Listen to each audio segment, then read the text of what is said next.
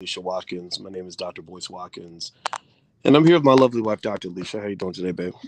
I'm doing well. I'm tired. We spent the day at the beach. Yes, we did. We're actually on our pillows this time. We were last time we were at a table, We were and at a table. yeah, we've been doing our beach time. And before we get to our topic, we'll let you guys know we're kind of on. I'm calling it a second honeymoon. It's our first year wedding anniversary, and we've been married officially for 1 year.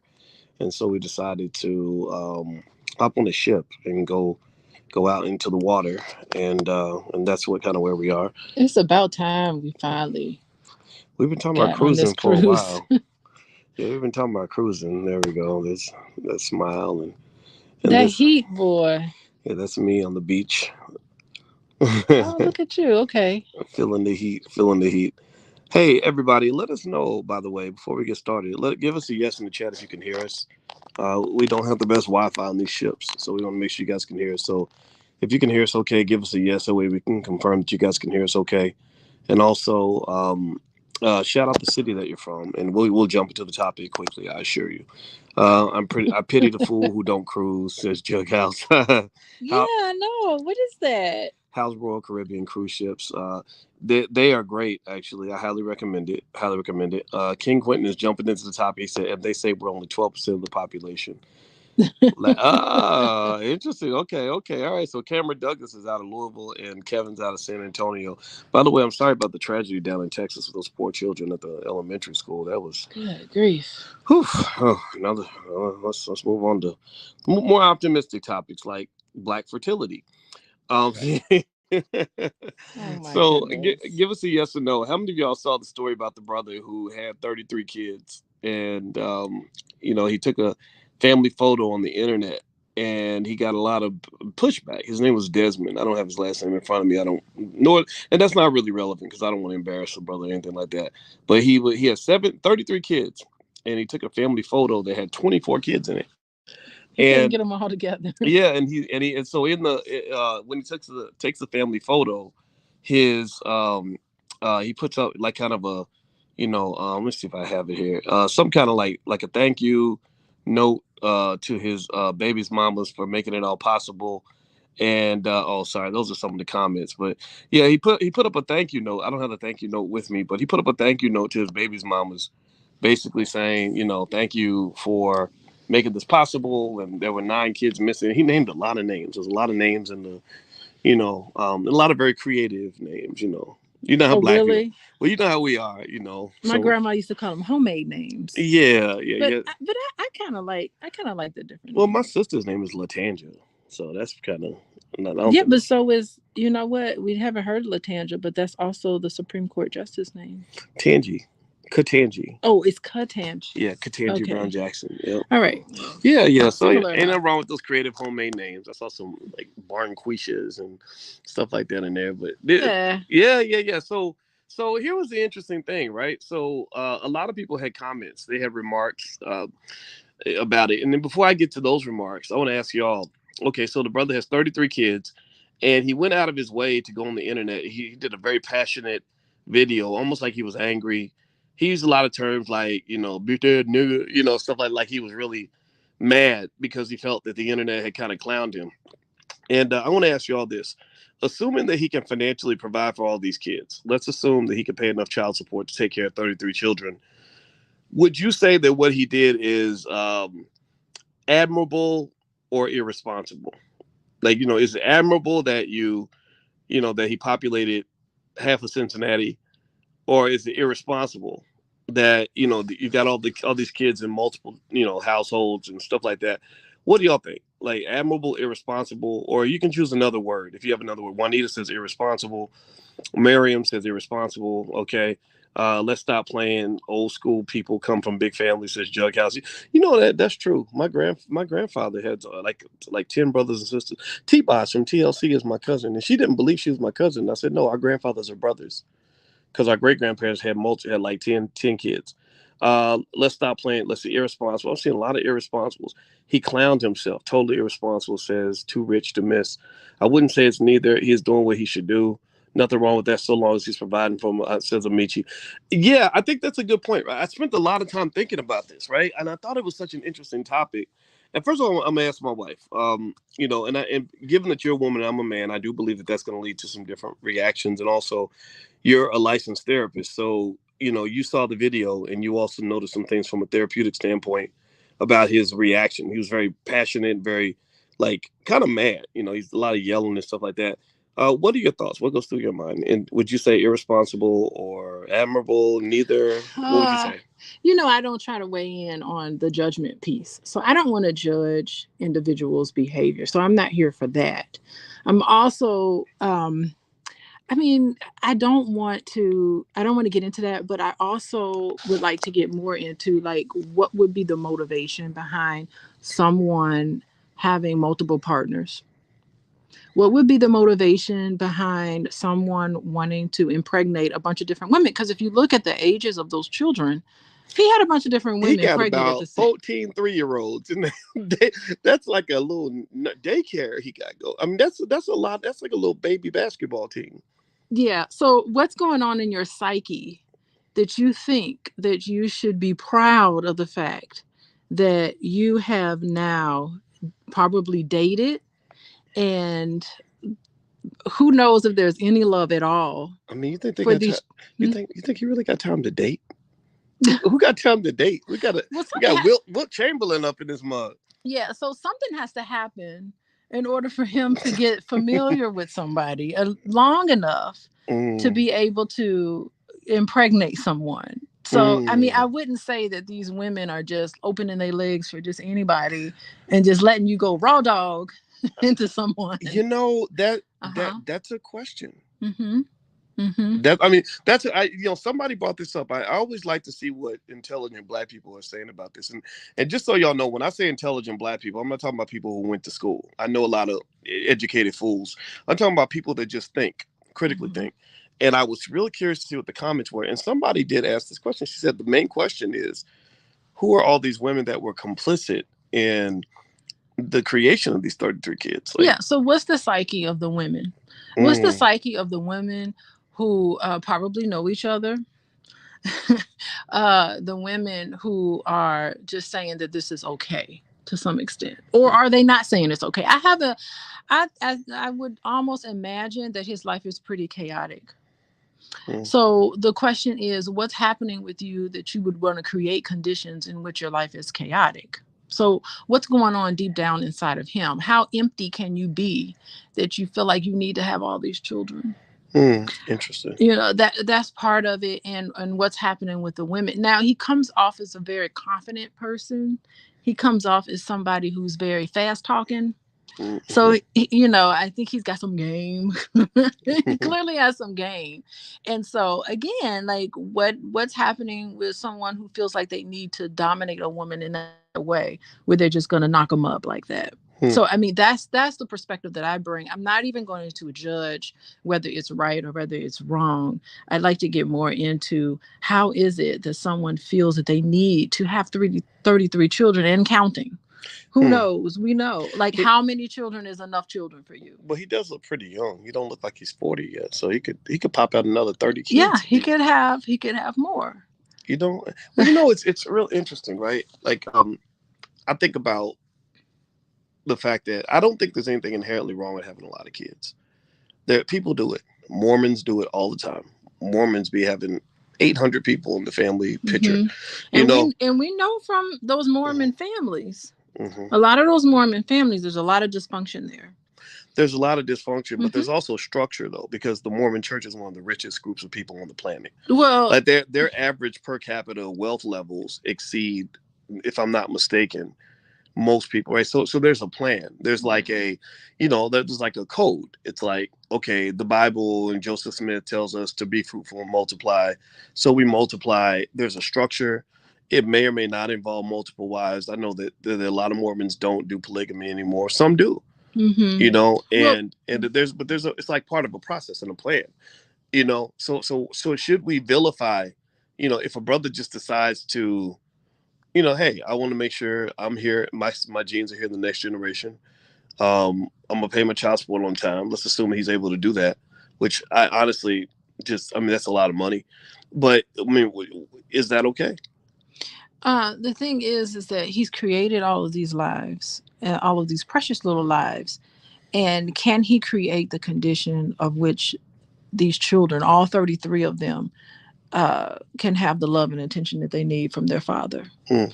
Can he create the condition as a truck driver to financially support all of these children the way that they need to be supported and their mothers? Okay. It doesn't look like he's stopping. Mm. And how is it that he feels like he needs to have so many children? Mm. Okay, Mm-hmm. well, real quick, everybody, you're watching Pillow Talk with Dr. Bush and Dr. Alicia Watkins, and my wife is a licensed therapist and a full professor of social work, and I am a professor of finance. That's my PhD, and our goal is to help all of you live a drama-free life. And so, if you'd like some resources on how to build drama-free finances and drama-free relationships, feel free to visit boyceandalicia.com. There's some free resources there, and also you can find out about some other things that we do. We're going to be at the All Black National Convention in October, which you can learn about all that. Just go sign up at boyceandalicia.com, and we'll send you lots of free stuff and hopefully improve your life. There's a lot of things we can all do financially and in terms of family and relationships to make us all happier. Now, speaking of relationships, so let's get back to this brother here. All right, so this brother, Demand, they listen. I saw his name was Demand. I don't know his last name. Demand. Okay. And here's a couple comments I saw. One comment is, "This is some slow looking ass shit. The fact that this man was out here busting all these nuts back to back is mind blowing." Okay.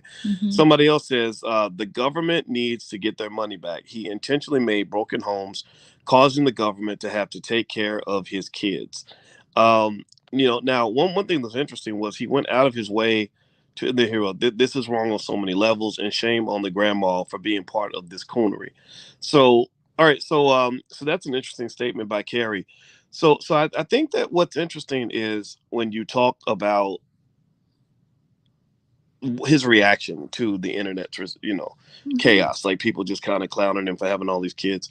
One thing that he said in the video, and I listened to it probably about 4 times, is he very passionately made it clear that this was his version of Planned Parenthood. He said, "My pullout game is not weak. I don't pull out. I don't pull out." Right. And then he also went out of his way to try to show that he pulled out a bunch of $20 bills, and he's throwing up $20 bills like he's at the strip club. And he's basically saying, I can take care of all these kids. My kids are good. I thought that was really interesting for a couple reasons. One, let's assume he can pay, $500 to $1,000 a month in child support for these kids. Now his legal child support might be like $200 per child or something like that after they chop up his trucker income, because it's not going to be that high. But we know how much it costs to take care of a child financially. It don't cost no $200. Ain't no baby nowhere that weighs more than 8 pounds that you could take care of for $200 a month. So assuming he's adequately financially taking care of these kids, I mean, that would be, in my view, 33 kids, $1,000 a month. That's $33,000 a month. Congratulations. But then there's like that other question: is that enough? Like he's saying, look, I can make the kids and I can pay for them, but does that really make him an adequate father? It seems to me that sometimes maybe guys have never learned that, and I'd love to hear what his father taught him, if his father was there at all. Right? They'd never learned that there's a whole lot more to being a father than just paying the bills. What are your thoughts on that? Yeah, and how can he be there for all those children? I mean, how is that even possible? Unless he takes that money and builds a commune and puts all the children into this commune and all their mamas in a commune. Like, I don't even know how it's even possible to give those children anything about what they need for a father. And it just tells me about how clueless some of us are on what children really need in order to be a whole person. Yeah. Yeah. And I think that, and again, the money thing, that's my thing. That's why I studied money for 30 years. And one thing I noticed about how, like, a lot of us, either a lot of brothers are copying rapper culture, or rappers are copying the culture that they're seeing in the street. But there's like a street culture where it's like, if I want to show you I have money, I start throwing ones or 20s in the air, and you think I have money. Like when the rapper 50 Cent wanted to prove he wasn't broke, he laid out a bunch of $100 bills and spelled the word broke with $100 bills. And what people forget is that having a bunch of cash does not mean you actually have the money that you claim to have, or that you can afford the things you claim to afford. That could be fake money for all we know. Tekashi 69 said that. The rapper Tekashi said, he said, no, that's prop money. Whenever I go on Instagram throwing up money, it's all fake, right? So what's my point? Well, my point is that if he's trying to prove that he's financially providing for these kids, not that he has to prove anything to anybody. I think that's the first thing I would try to tell him is, look, man, if that's your choice, don't be trying to argue with the whole internet. You won't win. You won't win. You just have your truth you got to live in. That's it. So why would he even be triggered in the first place? Like, right. Here's the thing. If you are really taking care of your family, why do you have to go on social media and talk about how you're taking care of your family? You're too busy taking care of your family. Yeah. Like, why is he doing that? And we know it is impossible for him to give those kids everything that they need. Yeah. As a father, from their father. Well, yeah. I mean, just think about how many trolls you and I have had, since we got married. Mm-hmm. And I don't give a shit. I mean, I know what my house looks like. I don't need to explain. I'm not explaining to somebody with an IQ of 12 like about my life. Like, I don't owe you no explanation. Now, if it was really messed up, then I would have to go fix that. But the reality is, at the end of the day, he doesn't owe the internet any explanation. Yeah. So the fact that he got so angry about it and so defensive about it is that there's probably some accuracy to the fact that he's not able to be everything that he needs to be for these children. And I'm wondering about, you're right, you bring up his own environment. Who was there for him that taught him what fatherhood is about? Or was it just an empty relationship? How could he possibly get to know 33 children like that on a daily basis? There's no way. There's not enough time in the day for that healthy sort of thing to happen. Yeah. No time. Yeah. And I think it's like, look, if you're going to play that game with people where you're trying to prove that you're financially providing for these kids, I would say, okay, let's play that game. Show me how much money each child, like document how much each child is getting in monthly child support, and show me that it's an adequate amount to truly provide for that child. Like, now, if you're paying $100 a month per child, that's not impressive, because that means that what you've done, unfortunately, is you helped create a situation where other people are bearing the burden of your choices. Yeah. And who's gonna be with that? Who's going to be with that child in the middle of the night? I know how it is to raise children. Who's going to be with that child in the middle of the night when they have a fever of 103 and need to go to the emergency room? Who's going to be there for them at their soccer games? Or who's going to be there for them at their basketball games? How you going to spend Christmas? How you going to spend Christmas with people? How you going to spend the holidays? Do these children really have a father? Do they have a chance of really developing any sort of meaningful relationship with their father? How is that even possible? Yeah, it's kind of it's a tough one, right? Because on one hand, honestly, I also look at things in terms of saying, how's this going to look 40 years from now, right? It's going to be a lot of lonely children who are going to say, I had a father that could not be there for me when I needed them. Or maybe they'll just be children who say, look, I'm just glad my father gave me life.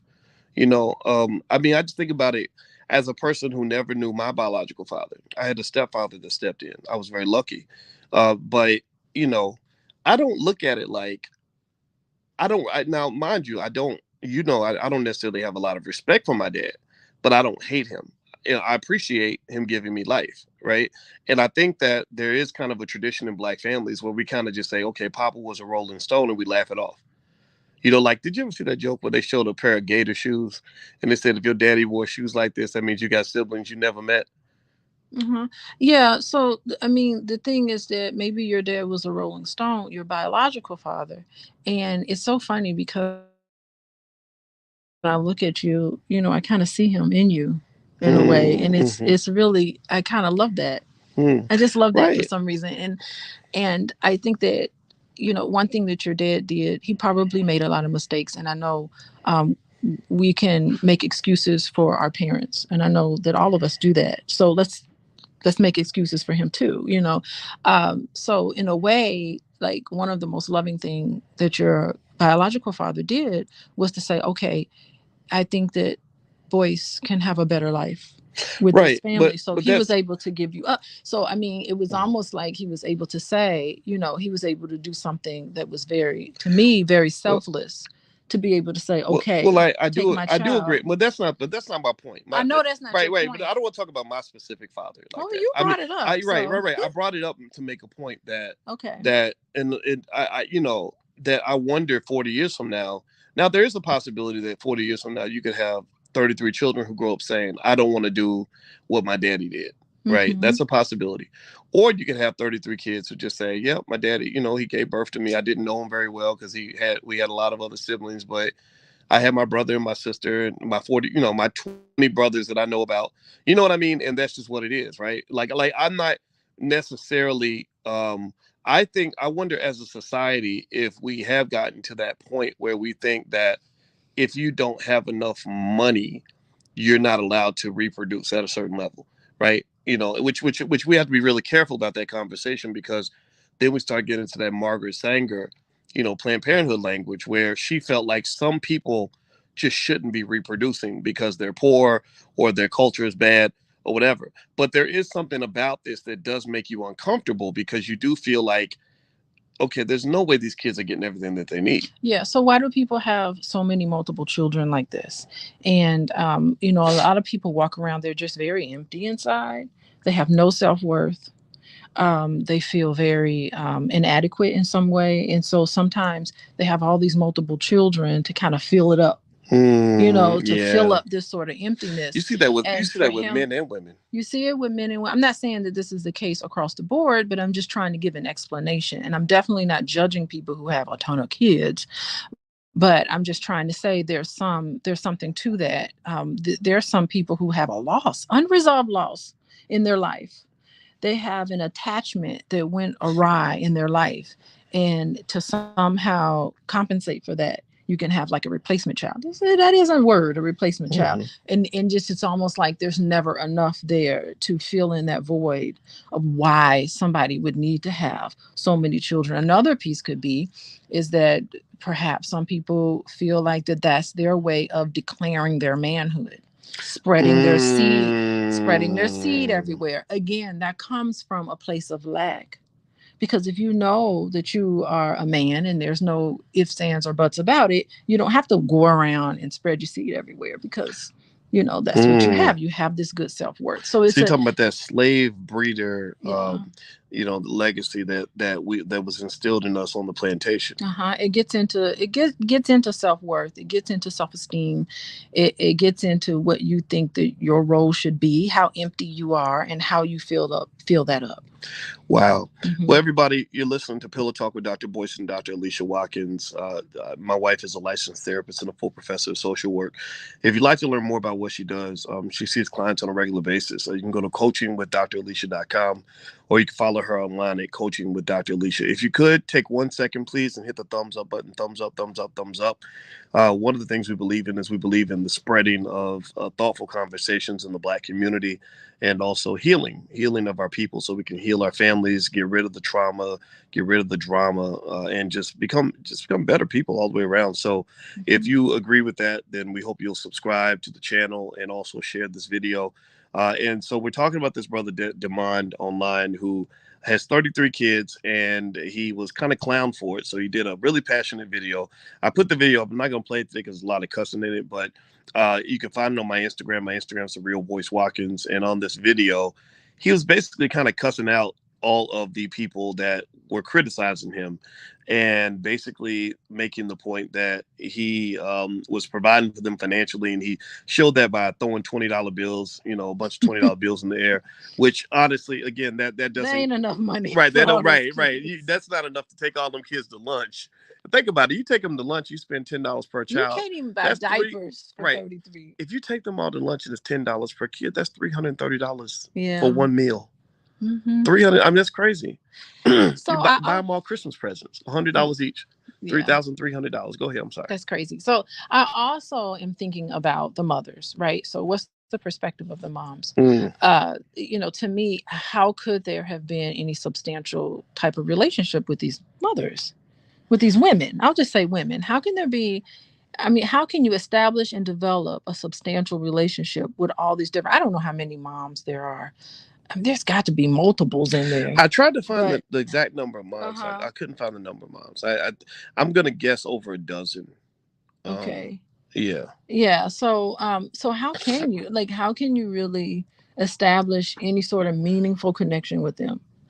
Well, one thing that you said that really made me think was you were talking about people walking around feeling empty. Yeah. And you were talking about the adults in that case with him maybe having the kids because the kids kind of feel a void, or the mothers also having a void.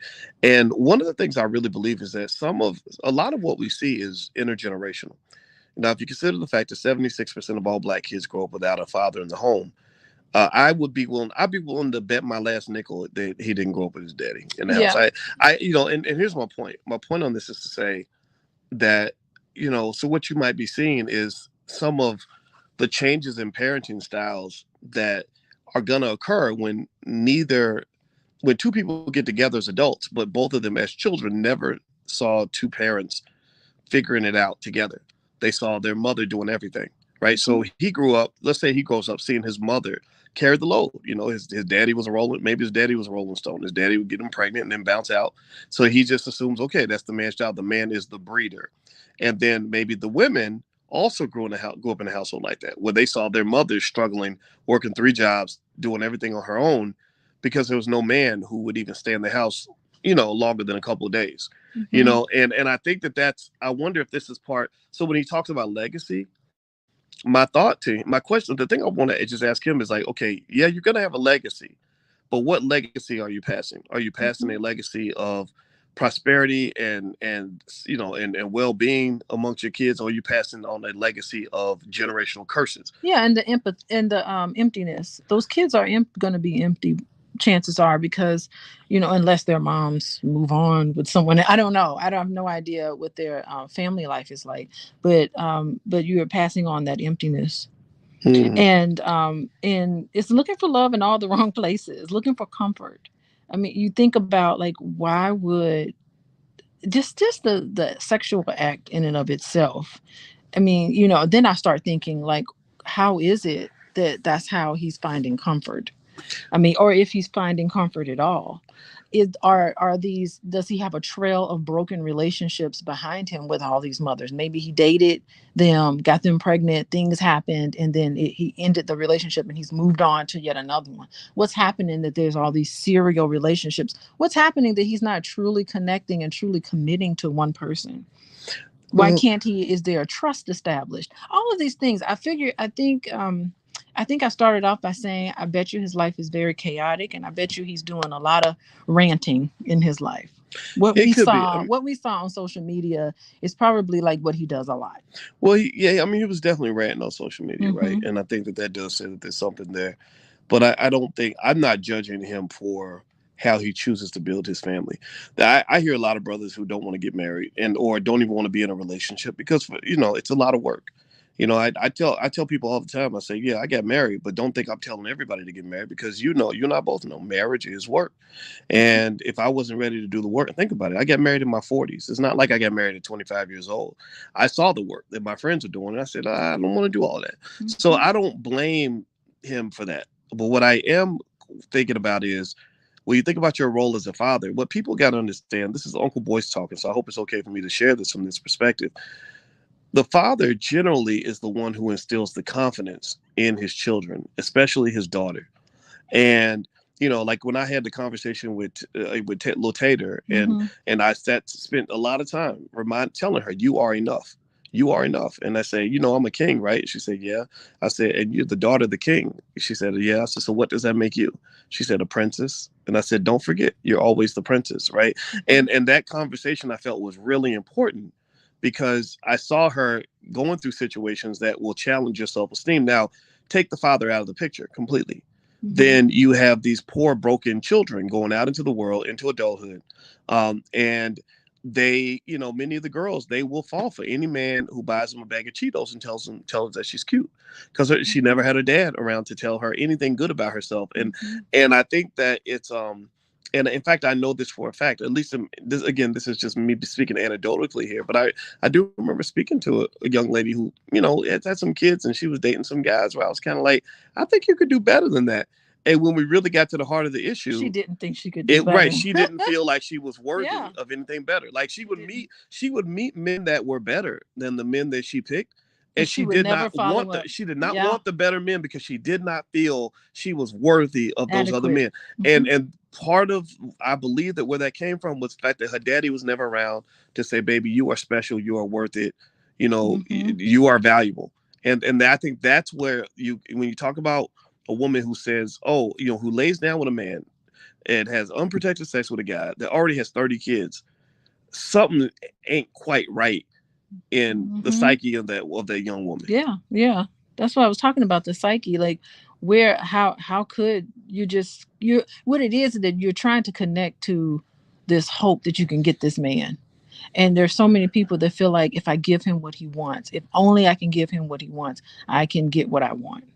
And it happens so often, and so many girls come up short and feel kind of used up. So that's what happens. It's a moment. It's almost like a momentary in that moment, because that's what you have to offer to a man. You feel special in that moment, but then once he's done, he's done. He's gone on. You can feel a little kind of used up. Well, what's crazy is I've I was thinking about how like in the manosphere, how you had a lot of guys going around telling each other that it's like suicidal to date a single mom or whatever, which is like the most ridiculous stuff I've ever heard. However, it's up to anybody to make their own individual choice. But what's interesting is, what if you are the woman that does bag this man? So you win the prize. You bag a man who's got 33 kids he's obligated to pay child support on. I don't think you won a prize. Yeah, where do you fit in that whole scheme? You don't fit. You're gonna be paying child support with him. Well, the thing is that he's not gonna get married at this point. I would be very surprised unless something happens and he's able to turn it all around. Even at that point, it would be very difficult for him because he has all of these failed relationships. Because we know, and for a relationship to last, there has to be some level of trust. There has to be some level of care for each other, love for each other. There has to be a level of commitment and all of those things that dictate a healthy relationship. These are healthy relationships. You have to have those elements in there. And if those elements are missing, not only do these children have no father around, but they also have this history of unhealthy relationships. Well, I'm gonna tell you like this. I would never, ever, ever want to sign up for a relationship where I was dealing with that many baby mamas or baby daddies or whatever. Like if I was a woman and you dealing with a man who's got 12, 13, 14 baby mamas, 14 personalities you got to deal with. At least 5 of them gonna be crazy just by pure statistical probability, right? And and that's the funny thing, that was where I had a lot of debates with guys that were kind of in the so-called manosphere, where they would say things about single mothers, and I would say, well, what about women that would get with men that got 4 or 5 babies mamas? How you gonna sit there when you got 4 babies mamas and say single mothers are beneath you, like your shit don't stink? No, you bring challenges too. You got baggage too. Now the thing about baggage though is you can overcome your baggage. If you are especially attractive, if you got a lot of money, or if you bring other assets to the table that people appreciate, then people will look past your baggage. But what are you talking about? Like, say more about that, boys. I'm really curious. For example, if somebody asked me before you and I got married, like, would you marry a woman that's got kids? Would you prefer a woman with kids or without kids?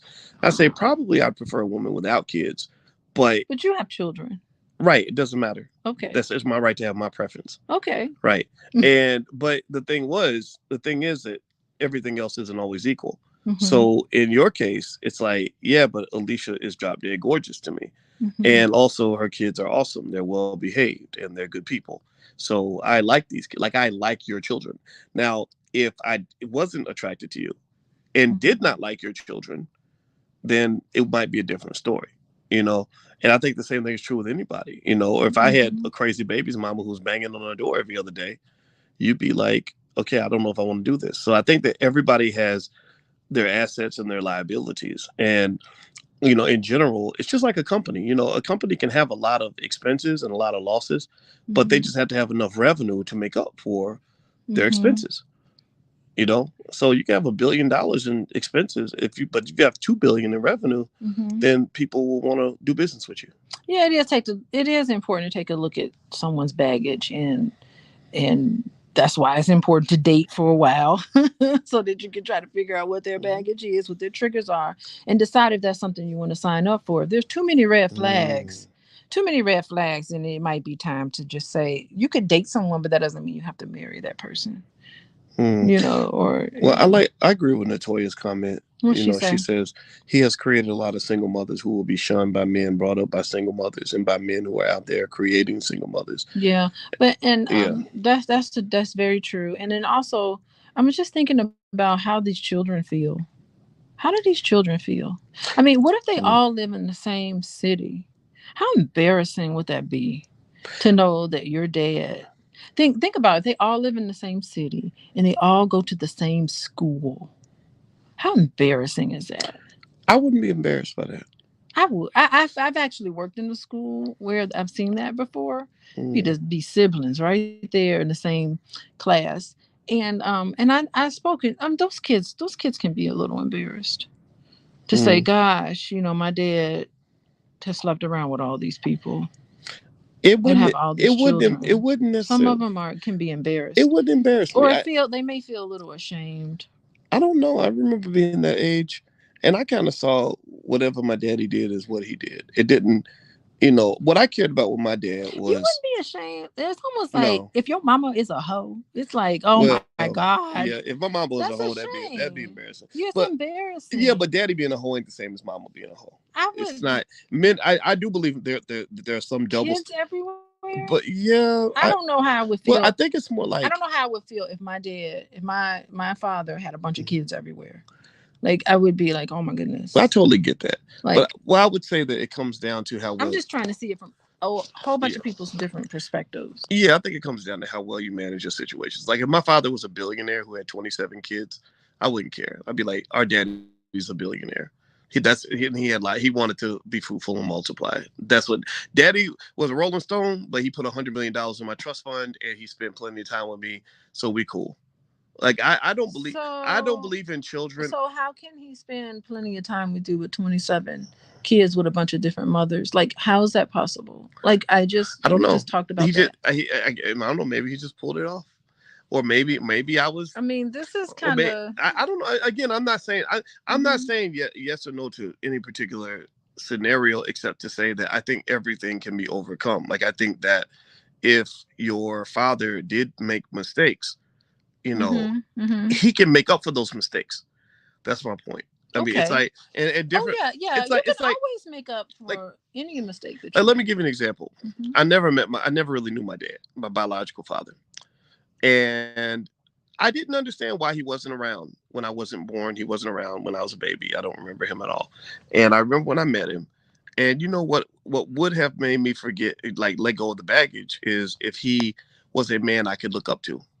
Like if my father had shown up and had been a guy that had his shit together, who was doing well for himself and being successful, where I could be proud. Like let's say he was a famous NFL player or something, all would have been forgotten. I'd be like, I'm proud of my father. I believe children want to be proud of their dad. But the thing was, when I first met my dad's mother, I heard the adults talking about him. They talked about him like they were trying to keep it from me that he was a loser. They just didn't want me to know. But I was 14 and I was very smart. I picked it all up. So the fact that he was a loser made it only worse. Well, how It did you feel about yourself then? Like if, because your dad, your biological father is half of you, How do I feel about myself? You know how I feel about myself. I felt that my half of you. yes, but my spirit, but who I am spiritually came from my father that raised me. Mm-hmm. And my father that raised me was a winner in every category that I could think of, in terms of not every category. I He mean, so wasn't perfect. so it's almost like this one man is like nothing, but this other man is idealized. Not idealized, So it's like you. but Mm-hmm. there's something valuable about putting in the time. he was there for me every morning when I woke up. He might not have been perfect every day, but he was there every day. Being there, people underestimate the importance of being there every morning with your Mm-hmm. kids. Mm-hmm. Kids will love the hell. Your mama could be hooked on crack, but if your mama is there feeding you breakfast every morning and she smokes crack while you at school and it doesn't spill over too much into family life, you love your mama more than anybody else. Oh, well, even if she did smoke crack in front of you, children are hardwired to Yes. love their parents no matter Yes. what. Like it is a very deep connection. Like they're Yeah. definitely hardwired to, idealize their parent, Yeah. Yeah. And right? I So, yeah. So I did idealize my father that raised me because he was there with me every day. He taught me a lot of the things that I know, right. and I saw him in his life have a lot of situations where he could have easily been like some of these other dudes. He could have been out in the street, Uh-huh. having 10,000 babies, mamas, and living 18 lives at once. But instead, he came home every day to us, Yeah, I think and I think which it a lot of guys would call that simping. Now they call that simping when a man is dedicated to one family and one woman. But my father, he was a handsome man. I saw the way women looked at him when I was like a little kid, and he could have easily been like, "Man, I'm 24 years old. I'm gonna go out here and just do my thing." But he didn't. He wanted to be a family man. He came home every day. If we didn't have enough, he would go out and find a way to get it. And that's what I loved, is that he never sat around whining and complaining about his situation. He always found a way around it and to fix it. hmm I admired that. He was a winner, and yeah, that's what I loved. there's a lot of things admirable about the Papalari who raised you. I mean, he's got a lot of great qualities. I also think that probably, and we don't know, but probably your biological father also has some gray areas, probably some areas where he felt it came up short, but then he probably also has areas where he was really admirable too. And so I think it'd be nice to explore one day Maybe one day. so Maybe that one you day. can, I mean, it's just for you boys so that you can have a complete picture Yeah, yeah. Well, what it and is. not just Well, like the thing one or about it. two. Well, the hmm thing I have to tell you, the truth is, you know, with kids, time matters, and this is where I would challenge this brother that had 33 kids. Is hmm now my biological father never paid child support to my knowledge, but my mother never asked him for it. You Well, know, remember it was right? It was adoption, right adoption exactly. right? So it's So just, right, and but he agreed to that. right, and the thing is, I hmm interviewed extensively his other two children that were in the house with him to get a full view of what kind of man he was. I always wanted to know, like, did I miss out on something? Did I miss hmm this amazing man and never got to? I didn't get any indicator that that was the case. Right. But what I will say though is overall, time matters. So I think that when a guy has 33 kids, what I would love for him to really understand, or possibly maybe even explain, since he likes to talk on Instagram, maybe he can get on Instagram and do a video about this. How do you manage to get the time to spend with 33 kids? Now, if you said something like, I meet with them in groups of 8, and Well, I spent 3 hours with, I I mean, was thinking about I that. would get I was that. Like, like, that's like coaching 4 basketball teams or something. I could, that would be cool. I mean, I'm not saying that he's that's, got to have red zone, blue zone. yeah. Oh yeah. This, He's got, yeah, they can because run scrimmages and everything. you know what I'm thinking? Like, there's 30 days in a month. So he's got to give every child a day. Every child, dang, there has to be one child has to get 2 days, more than 2 days. So, like, give every child a day of the month. I don't know what he'd do in February, but because it's a 28 Well, it's days. not, well, remember though, but remember But though, to give them enough time, well, he wouldn't have to spend time with them one at a time though.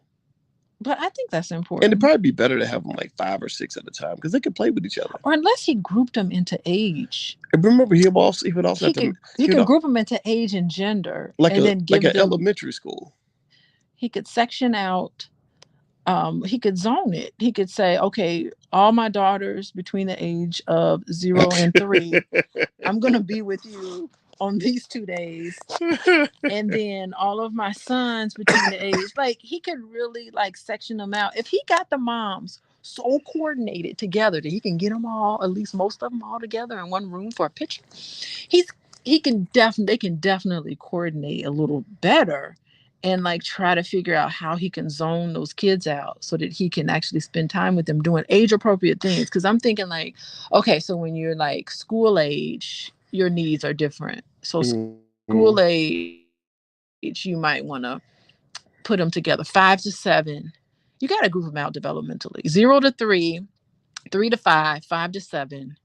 and then maybe 7 to 9 and 9 to 11 or something Well, like that. I think And then that section them out. I would love to hear what the plan is. Like what his that's a possibility, If right? he doesn't have a plan, he should listen to this, because I think we just came up with a good plan to try to Yeah, give them. but remember, you still got to make time for him to go out and meet more women. He cannot He's got to like keep going. listen. Moratorium on Because meeting more you know women. he ain't done yet. No, you know what it is. I bet you he's circling back around to the other women. Because if you could bag all those women, like why would you try to pick new ones? You would just circle back Like to a the nice ones you already rotation of got. about 15 or 16. He's got to have multiple children with at least 1 or 2 women.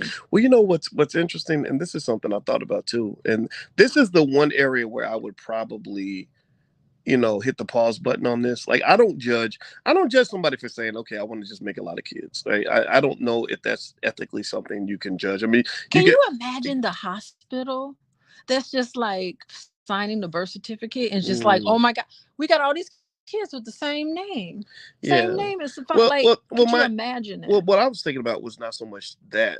It was more so like STDs. Oh my God. We didn't even talk about that. Right. We haven't nobody really talks about the STD aspect of this, but think about this. He clearly likes sex. In fact, he might even fall in the category of a possible sex addiction or something like that, but I'm not putting that on him. I'm just going to say you got 33 kids. It takes a lot of intercourse to make 33 kids. So, and you're not wearing a condom, right? So that's 33 times at least, probably in the hundreds though, where you had sex without a condom. Now, I'm gonna ask everybody in the chat, when you were dating, how often did you have sex without a condom, especially with somebody that you knew? To put that in the right, chat? I would ask everybody. Like, think about it. Like, a lot of people. That's a personal question. Sure, there are some people that aren't responsible. Some people don't even think about it. Right? They'll just do it when anybody unprotected. But a lot of people, even if they're getting it in, even if they just love to do it and they're doing any and everybody, anywhere, anytime, they're safe about it. They put a condom on. So he's clearly making a point. Like, I don't put a condom on and I don't pull out. Okay, so so that's proud of that, boys. Right.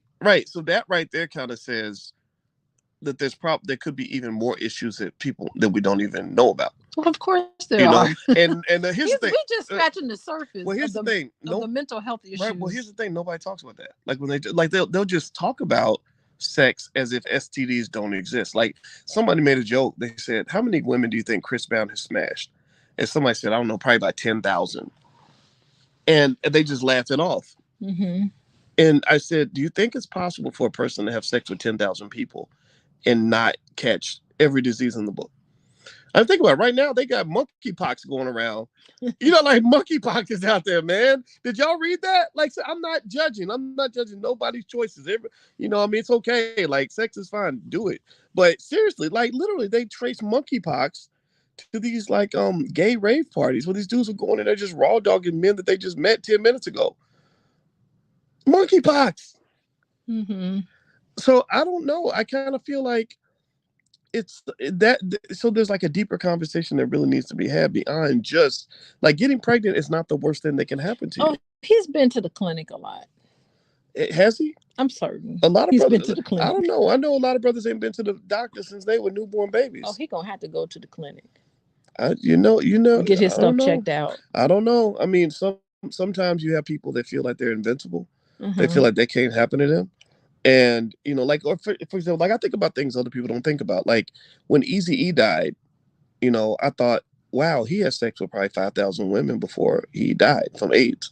I wonder how many of those women caught AIDS too. And you just don't know their name because they weren't famous. Mm-hmm. Mm-hmm. And I just really think that people, when they're looking at the madness, this is one of the reasons why I'm a big fan of critical thinking skills. I think critical thinking skills are a must for Black people, because if you just go along with what everybody else is doing, it can put you in tough situations and nobody can help you out with. You have to look at something and say, wait a minute, everybody's doing it and everybody's acting like it's okay, but it doesn't feel okay. And I think you got to go with that instinct. So what you tell me, since you want to talk about critical thinking and about having sex with a condom or without one, like, what are you thinking? What's happening that this is not going on? Because I think what we know is that if a man doesn't insist, typically, that it won't happen. So there's a lot of unprotected sex. generated because a man is just like, let's not do it. It's usually the man that initiates, and women go along with it. That's what we know. That's from the data. Right. From what we know. Right. And I kind of think, don't get me wrong, everybody isn't gonna subscribe to this. Mm-hmm. But if I'm talking to any young person who wants advice from me, I would tell a young guy, like, look, you should work hard and become successful. When you work hard and become successful, women are gonna want you, and women are gonna want you because you live in this weird hyper masculinized society where people, or better yet, it's a feminized society where people respond to it with hyper masculinity that tells you that anytime a pretty girl wants to sleep with you, you're supposed to take it. I advise you to be more discerning and intelligent about where you plant your seed, because all those situations will get you in trouble. They will cause you problems. They can ruin your life. They can destroy you. It's a trap. It doesn't mean don't do it. It doesn't mean don't enjoy your life. It just means be discerning about it. How can it destroy you to have a baby? Well, what can destroy you is not having a baby. It's okay. How can it ruin your life because you have a baby? No, it can. Are you talking about? It's not having a baby. It's when you get to that point where you get a lot of attention from women because maybe you have money. Like I experienced that. I get a lot of attention from women because I was rich, I was very smart, and I was very famous.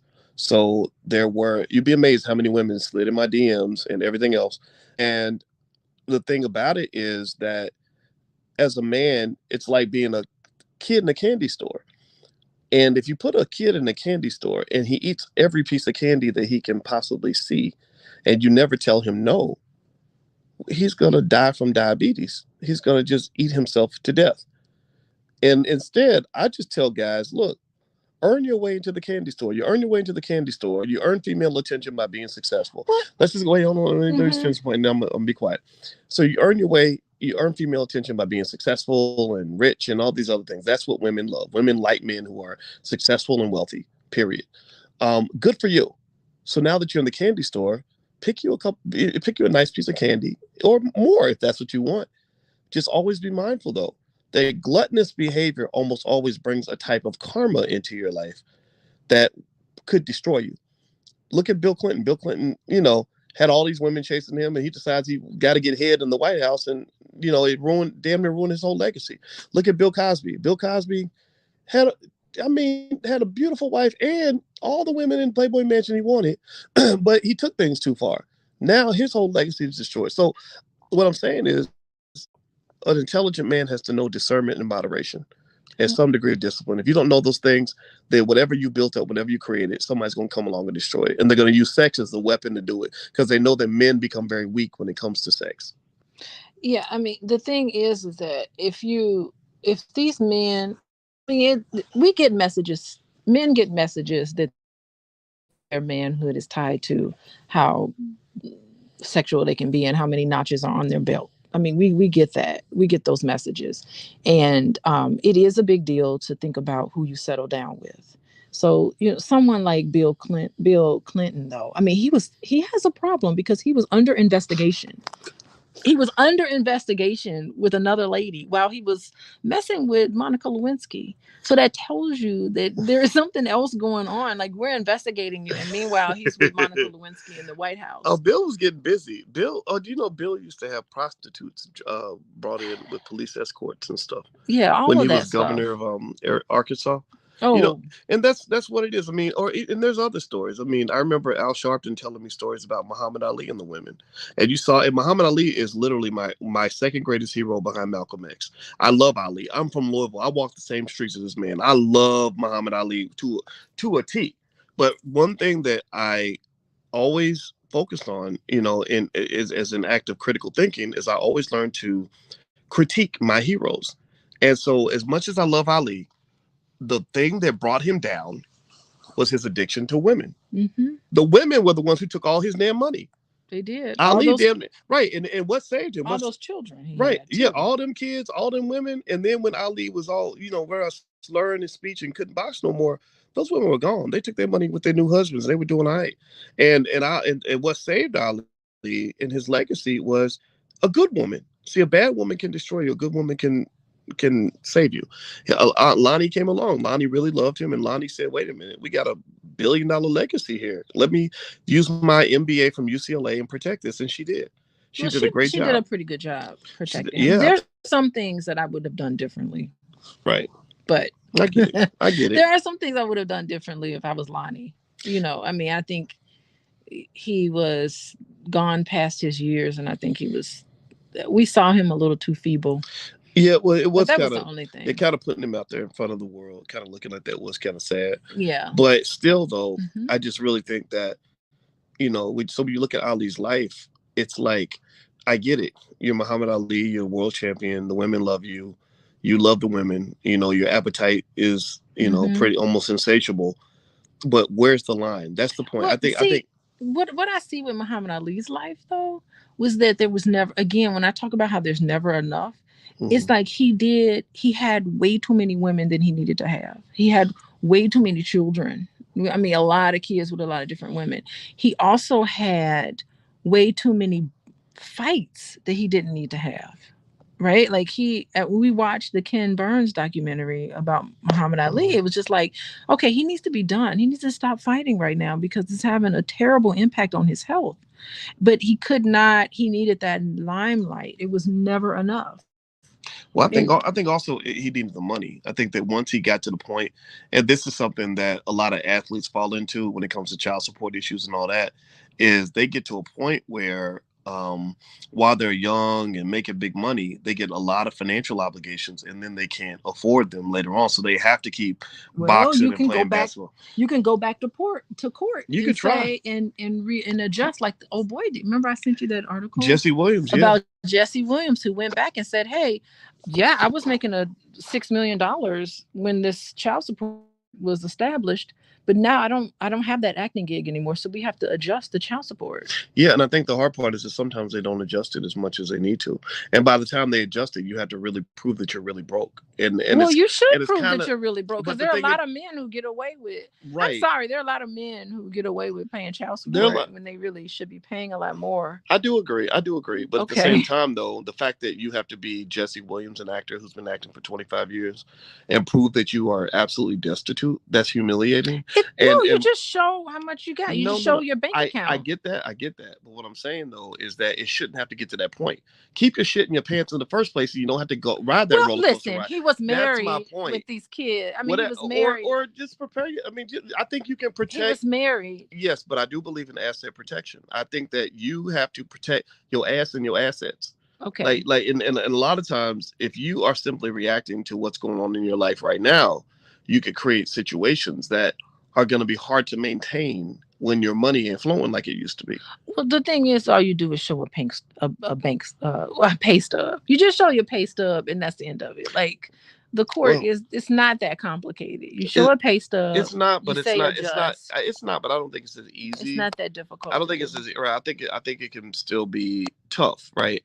And I would just say, and I just say to guys like, and that's another topic we were going to hit at some point. Is there was the one guy who, before he got married, he literally gave his new wife half of his retirement account and half of his put her name on the deed and stuff like that. And my thought on that is that, the same way women have to protect their assets as a form of financial intelligence, I think men should too. Like, I don't think you should have to be in a situation like Jesse Williams should not have had to go through the experience of having $40K in child support and then having to go to court and humiliate himself and talk about how poor he is. He didn't talk about how poor he was. He just said, "I'm not making $6 million anymore." Right. So at the time when he was paying the child support, he had enough money to pay it. Right. But he's like, I don't have that acting gig anymore. It needs to adjust. And it's a shame that they had to go to court, because his ex-wife should have I don't think you need to go to court. I think you just sit down with the other partner and say, okay, let's see. Okay, so you don't have Grey's Anatomy anymore. Let's adjust it on something that we could do. You don't need to go through the courts to do stuff like that. Well, either way, I would simply, I think that there's ways to protect before the fact. And I don't think guys think long term. Like, Jesse should have known when he was making big money, like, this money's not going to last forever. So how do I put myself in a situation where by the time the money's not there anymore, I'm still earning enough income to continue the obligations that I Well, I made for don't think he myself. was broke. I don't think he was broke. It's just the life of an actor. Sometimes Yeah.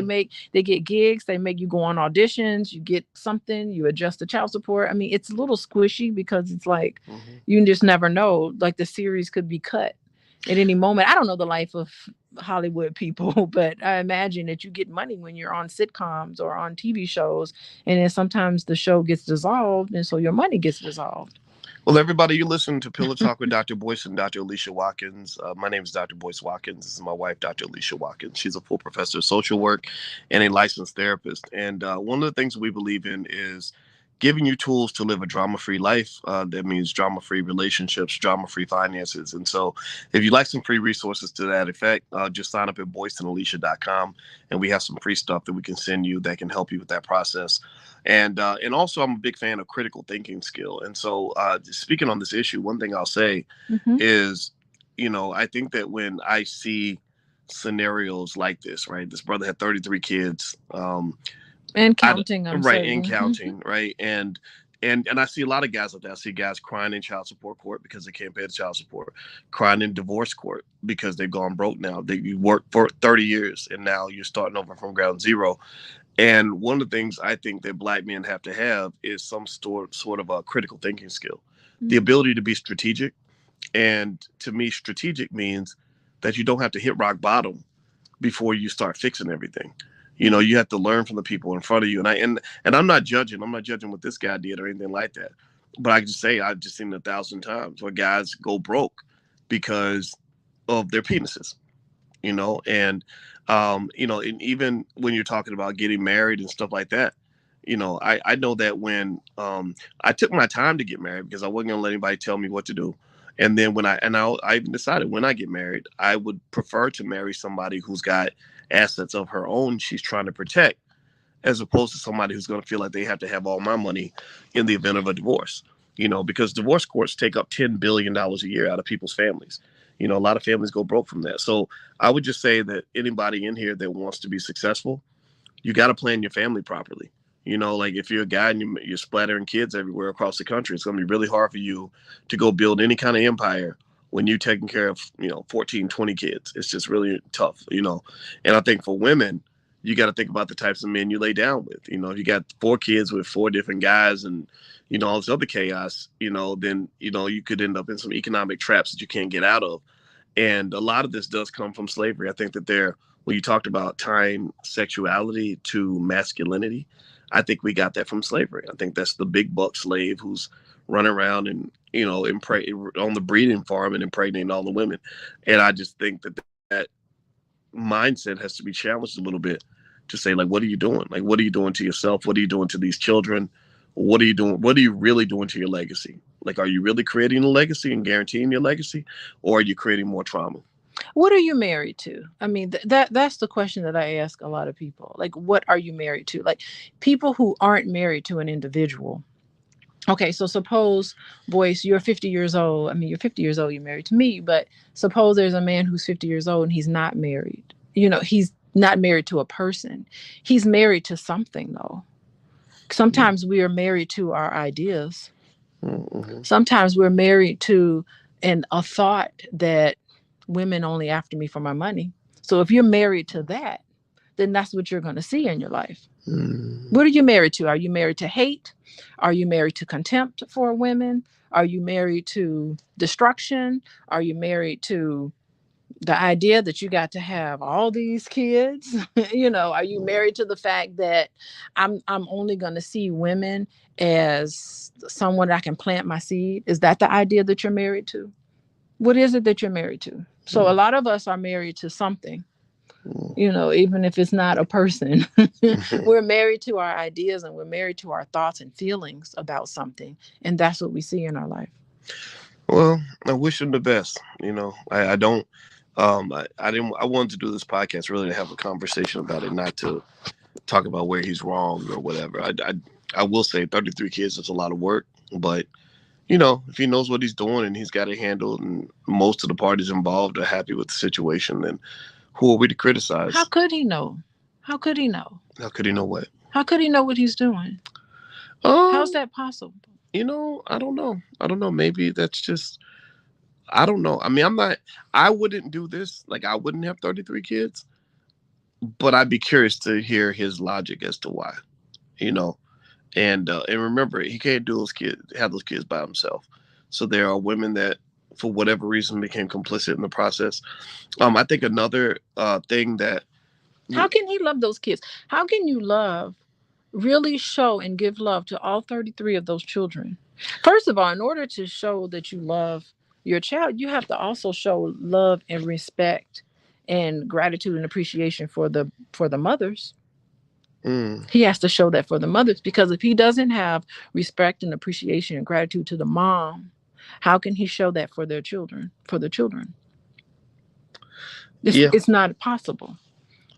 I The don't know. best way to love your child is to love the parent, That's true. That's true. I because mean, your children see how you treat them. The yeah. children see how he treats their mother.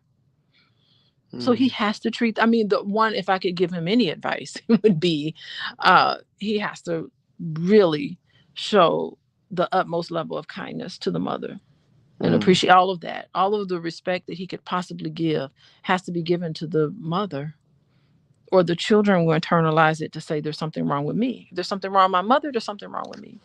Well, one thing I think about, you know, I guess shifting slightly from what you said is, I feel like, And they got to love him back too. right, I feel like in our society, they push the idea that sex is just this really pleasurable thing that you do, and you do it with anybody that looks good. And you don't think about any of the consequences. You don't think about STDs. You don't think about unwanted pregnancies. You don't think about poverty. You don't think about damage to the children. People just kind of just do whatever feels right in the moment. Mm-hmm. And I'm just gonna say, I would encourage any black person that is listening, to just grow out of that. Like I really kind of feel like, I don't know if it's media or if it's hip hop music or what, that has created like this almost incessant immaturity and just lack of thinking. Like it's encouraging people to be stupid. Yeah, but Like if people have needs. I People get it, have an emotional I get it that need. people have needs, but some needs are just fucking stupid. Like so, No, like it's for not let, stupid. Listen, it let makes sense. no, Okay, I'm it gonna don't jump make in. sense. Go I'm go gonna ahead. jump in. I'm gonna Okay, jump in a go little ahead. bit. Go It ahead. makes perfect sense that if you're walking around in need of love and affection, it makes perfect sense that you're gonna look to somebody and say, "This person is giving me attention. It feels good. It's comfortable. I need to have that sort of outlet." Okay, I get it, That's a but basic need, because we I get know it. that children need that Well, comfort. remember Kevin Samuels said, "Get a dog." They why That's do a you lot. I don't know why I know I'm being silly. you want to keep talking I, about Kevin I'm Samuels, but just, the thing the thing is that you have a whole bunch of empty people walking around, and yes. and I'm sorry, but they don't need money. They don't need they need love and affection, and they're Okay. not getting it. And so they're looking for love in all the wrong places. That's what's happening. And this is a need that is above and beyond nutritional needs. It's above and beyond Okay. food. I hear that. It is a need for I love definitely hear that. and I affection, definitely hear that. because they're empty I people walking definitely hear around. that, but I think that sometimes we forget about the difference between needs and wants. Like a lot of men That's will a no, need. I've heard men say, I need to have 4 women at once.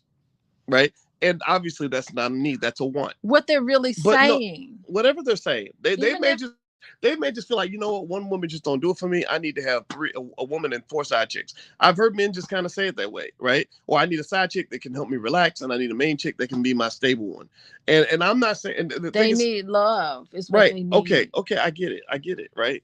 But I will just say, overall, sex is powerful. Sex is a dangerous game if you play it the wrong way. And I really think that I don't see sex as something you play though. but no, it was not for you, but I'm saying that in Okay. general, like, I just really think that in general, in our society, particularly through entertainment, I don't think that it's encouraged to be strategic and intelligent when it comes to like the choices you make when it comes to sex. Like, do you know how many times I had opportunities to do stupid stuff with women where I was where and where she looked at me like I was crazy, because I was like, no, why would I sleep with you? I don't even know you. Mhm. But don't you like me? Yeah, I like you, but that don't mean I got to be putting my seed in your body. That don't mean I got to be trusting you right now. And it was and I could just think of times where that was like a foreign language, because I think that there are people who live. They talk about different cultures. Some cultures encourage instant gratification. I believe African American culture, we because of media, what we see like in music and all that, it encourages instant gratification. If I want some chocolate, if I have a need for chocolate, I'm gonna eat chocolate, and then I'm gonna get obese, and I'm gonna die from diabetes or something, And we know that that's what happens to lots of black people. Or if I'm hungry and there's a McDonald's, I need to eat, so I gotta go get a cheeseburger. Yeah, well, I But you mean, don't have to eat a cheeseburger. You could have ate a what are you salad. talking about, boys? Do you know how much a cheeseburger costs Whatever. compared to a salad? Yeah, but Do still. you know how hard it is to get fresh fruits and vegetables in McDonald's some salads don't neighborhoods? McDonald's salads don't cost that much. What And I'm they're saying, always on the menu right next to the cheeseburgers, and what people I'm do not saying, order the salad. oh jeez, what I'm saying is that what am I saying? Oh, I'm saying is that people make, would you stop? People make different choices. People make different choices based on how much money they have too. I think they do, but The choices of the well, foods that they if you eat. can afford a pair of Jordans, you can afford a salad. But that's beside the point. My point is to say, overall, I don't think that there is, like, if I started school tomorrow, I would literally have a class on critical thinking skill, how to Mm-hmm. make decisions in your life by looking down the road and thinking about the consequences of those choices. I Okay. really don't think that that's encouraged. I think that everybody sees other people making stupid decisions and ending up in stupid situations, and they think it's okay because everybody's doing it. Well, I made the same mistake as everybody else, so there's nothing wrong with me. But did you know better? Did you know that sleeping with this guy with 8 kids, was going to put you and your children in a horrible situation? Yeah, I knew it. Why'd you do it? Oh, well, because I was lonely, or because Yeah. his penis was good, or whatever. It'll be something like basic like that. Well, it's just an excuse because when I was talking about how the need and the desire for the closeness and the love and affection from another person is very strong in a lot of people who don't feel like they get it, who don't feel, who don't walk around with a high sense of self-worth. People are walking around and they are very empty, and so it is just as much of a need as it is for a cheeseburger. Well, I can say this. Sustaining, I life sustaining I get need, and you just fall I into get that. stuff. I do Mhm. get that, but I can just tell you honestly, and again, I I'm just it's hard. explaining. I'm Right, not right, saying right, that it's right. It's right. hard for me to share this without people thinking I'm trying to be arrogant. I'm not trying to be arrogant, but I achieved a lot of my goals in life by Mhm. not doing the other shit that I saw other black men doing. The shit they thought they needed to do. Like, oh, everybody drinks. You have to drink. I was like, no, I don't need to drink. Why do I need to drink just because everybody else is drinking? What do you don't even like the liquor? Like, why do I need to go to the party and the step show instead of studying because everybody else is doing it? See, a lot of times we might call it a need, but bad choices sometimes are just done because Wait, so going to a step show is a bad choice? Like, I no, don't no, no. I understand didn't that. Like, say going to a step show is a bad choice. I'm saying that okay. when you're always choosing the step show over studying, Oh. and I knew guys like that. I knew guys um, who slept with way too many women because that was just what everybody was doing. Guys who drank way too much and now they're alcoholics. Guys who who didn't want to do any work, didn't want to prepare for the future, didn't want to invest, didn't want to work hard, didn't want to study, and then their lives became a complete mess. And then you're like, well, what did you think was going to happen when you were sitting your ass on the couch, not doing what you needed to do? Okay, so And you saw a lot of extremes right, I'm saying in your that life. I go. The luckiest thing my father did for me was my father taught me as a kid: stop making excuses, stop acting like you need to be lazy. You don't have to be lazy. Sure, being lazy is great. It can be refreshing. You can Mhm. clear your head, and maybe you went through some trauma that made life hard for you. My father was the kind of person who's like, he's like, you better get over it. If you want to be an adequate father for a household, you can't always be so up in your feelings that you don't have any discipline about the choices that you make in your life. Wait, so what is that? So being in your feelings mean you don't make disciplined decisions? I don't know about that. If you So allow your feelings to define your decisions for you, yeah, that's not discipline. Your feelings should feelings. not define your choices. You can have your feelings. Sure, that's what your therapist is for. You talk to your therapist, you call your grandma and cry about I'm it. trying to understand, like, how is it that feelings?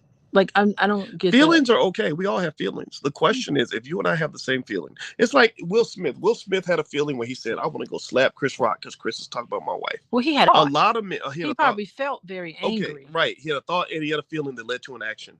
But a lot of men could have that same thought, that same feeling, and not commit that same action.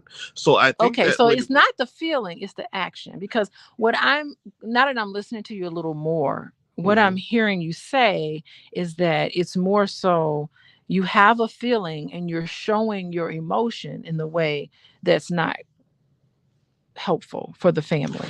So really what you're saying is not that it's not about your feelings, it's about how you behave, because all of us have feelings and feelings are all normal. Mhm. Even men, even very masculine men like your dad, Yeah, we all he do. has feelings and his feelings matter.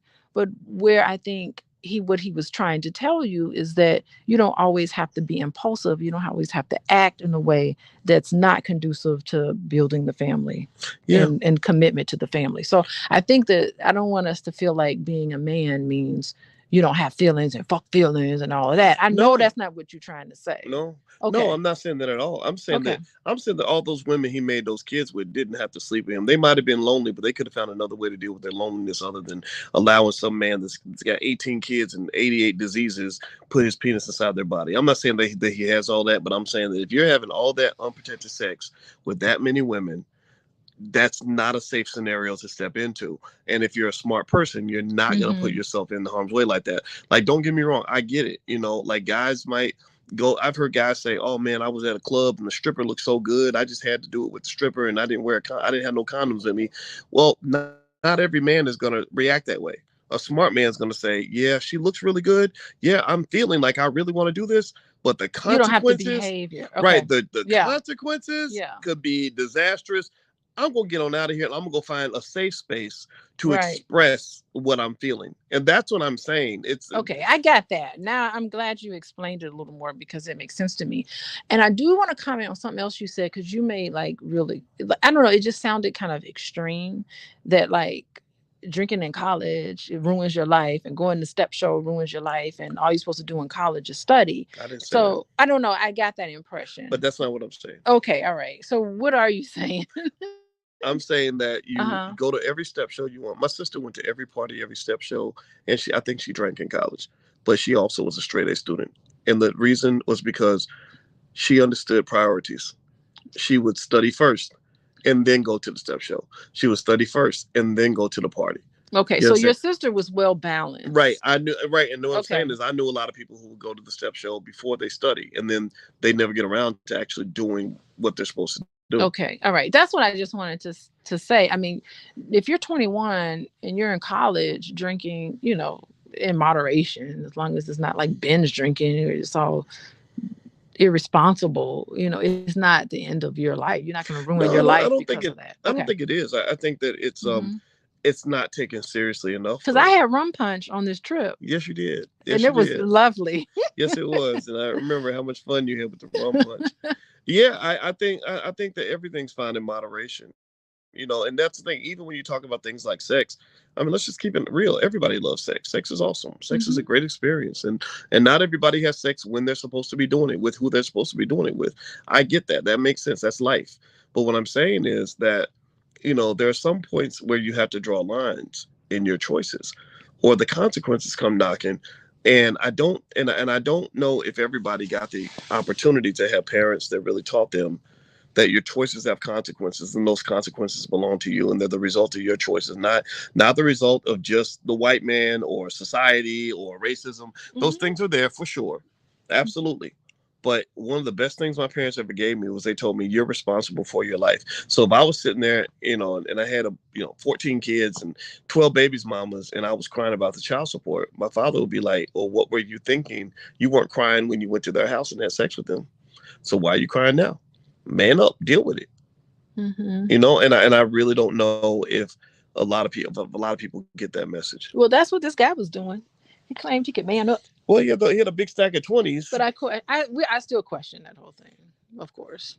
Big water money, nothing less than a 20. If you need a 5, the dope man got plenty. Oh, that could be something. What? Do you think that maybe he kind of, because I'm Oh, thinking as a truck driver, how is a truck driver you coming know up with all what? that We money? ain't gonna put that on Maybe him. I don't know. He did give off some Maybe major. he could be some He underground. gave off some dope man vibes, but I'm Okay. not gonna put that on him. No, I'm not gonna put that on him. Just I'll a just truck driver well, you know, you can make pretty good money being a well, truck driver, but yeah. Well, I don't know enough money to take care of 33 I kids. guess he's a part-time plumber. I'm laying pipe from here to the Mississippi. You're laying a lot of pipe. Yes, he is. Well, you know what? I wish him the best, and again, I don't even know the guy, so I'm not gonna really judge your brother and his many kids. I'm happy for him. If he's happy, I'm happy. I just really hope that the kids are okay, and I really also encourage my 2 cents on for every black man is be thoughtful about every choice you make, especially how you plan your family, what type of women you keep company with. That all plays a huge part in whether or not you get a chance to be successful or not. And what I would say to women is, you got to find a way to balance those emotional needs. A lot of women that don't have their fathers, there is a void, and and men will come along, pretending to bear gifts and all that, and they'll look like the guy that's filling that void for you. And unfortunately, it doesn't always end up that way. So learn how to choose quality men. And I you see a lot of women that choose men where I don't quite understand the choice. Well, we talked about you choose the men that you think you're worth. that fits your worth. Yeah. So it makes perfect sense when you start getting into what they're thinking about. How do you feel about yourself? What do you feel like you deserve? What do you feel like is out there that's available for you? And they will tell you exactly why they chose that particular person. You could be looking at them thinking, gosh, you're so much better than that. But it doesn't matter what you think. What it matters is how they think about themselves. That's true. And Yeah. whoever you pick, your kids got to deal with them. So to me, I say, if you don't love yourself, at least love your kids enough to not give them a terrible father. And I think that's one of the things A that, terrible father. It's just you just take a leap of faith with some of this stuff too. yeah, but shit, You can't control for everything. You do the best you can. I People guess you are do. people are doing the best they can. They're doing the best they I don't can in think they're this doing life. I don't think they're doing the best they can. How could you not do the best that I you don't can? believe that people are doing the best they can. How could you not? Because different cultures have different commitments to what it means to do your best.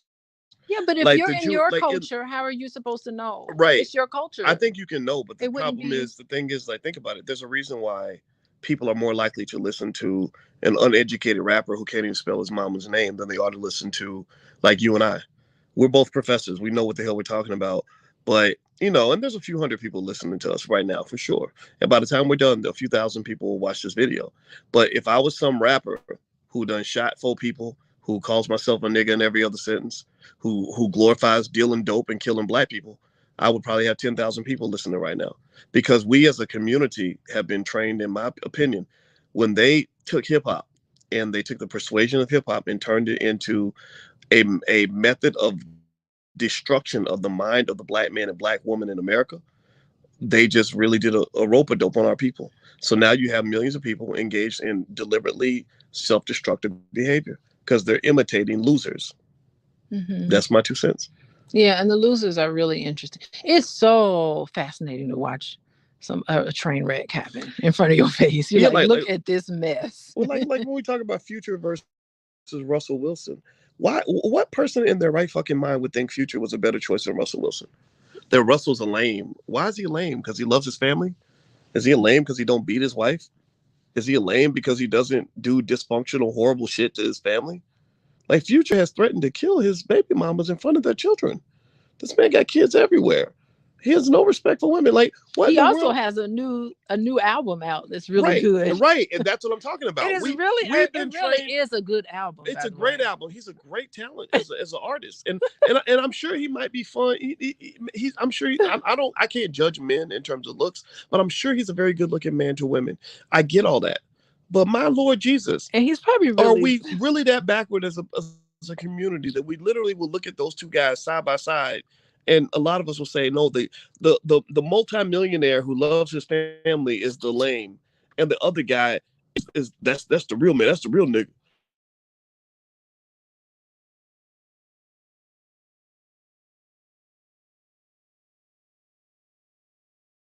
to destroy you. Yeah, but I think that overwhelmingly there's more people like us out there. I think there are too. Yeah, and those are so the people I too. talk to. This is what I do. I try, when I talk, first of all, I block idiots, right? So if an idiot is listening and they want to come in and say something stupid, they better be quiet and dumb. If you're a quiet idiot, you can stay. But if you get loud, if you say one word, I want them to say a word because I know exactly who to block. Well, I mean, can idiots not get loud? Right, exactly. They gotta show themselves. Exactly. And so it's because at the end of the day, I'm really talking to those people that are looking around who see the same shit show that I see. If you don't look at the Black community and see a complete shit show, then I'm not the person for you. I don't see a complete shit show, boys. It's not a complete shit show. I But see have you it happening. Have you watched the BET Awards? It's hard to watch. I try to watch as much as I can, but it's tough. It's tough to get through the whole thing. I mean, it's crazy because literally you've got these white people. We do it for the culture. Right. Remember that? Yeah. They're like, for the culture, for the culture.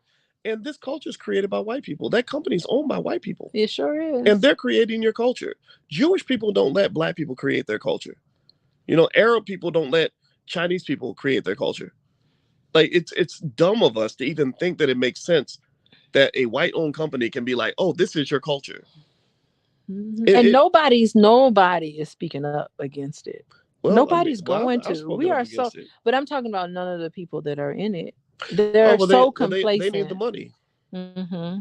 Yeah, they're scared. They hold the strings. Well, it's hard to go against the grain. I get a lot of hate for my position. I've had rappers call me and tell me that that they're concerned that other rappers that they tell about me that they don't like me because they think I hate rappers. And I'm like, I don't hate rappers. I just need y'all to be men and stop guiding our children into a death trap. Stop. It's like if someone gave you $1 million to pour poison in the drinking water of the Black community, would you take it?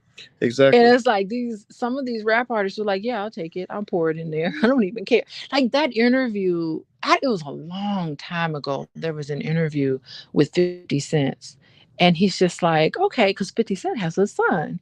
And they said, would you allow your son to listen to your music?